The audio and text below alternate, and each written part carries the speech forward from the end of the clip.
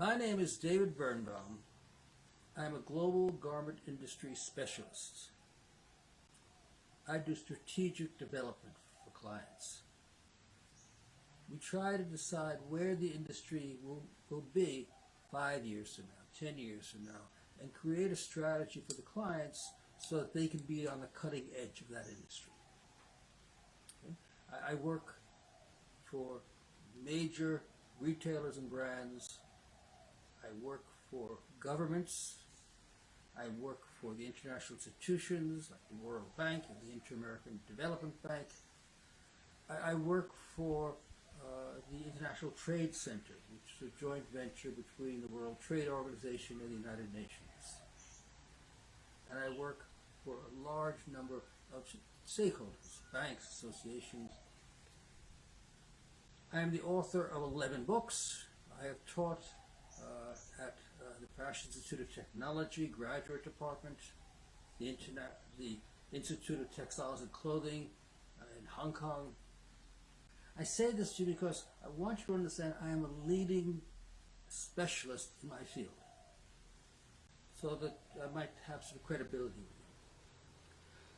You might recall that I did a video on why clothing in stores, the brick and mortar stores, is boring. I want to talk about the other side, why the clothing that's sold online, particularly the pure play e-commerce people, the startups, why it is so interesting. The difference is the people on the pure play e-commerce side are all people in niche products, while the brick and mortar stores are looking at things in more general ideas. I'll tell you a story, not true, it's a fable, how e-commerce began. E-commerce began with a guy named Tom, who had a very big head. He wore a size 72 hat. Maybe one man in a million has a need for a size 72 hat. And so you can understand that Tom went hatless.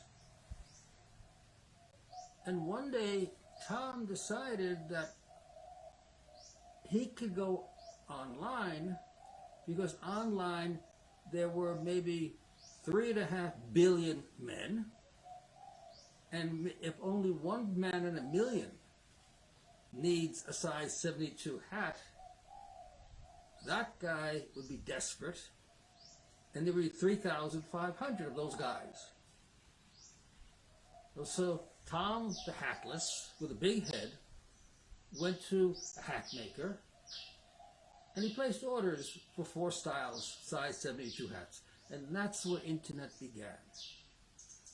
Tom was joined by Dick and Harry, Mary Sue and Eleanor, each of them with a niche product, a product that you could not buy in the store.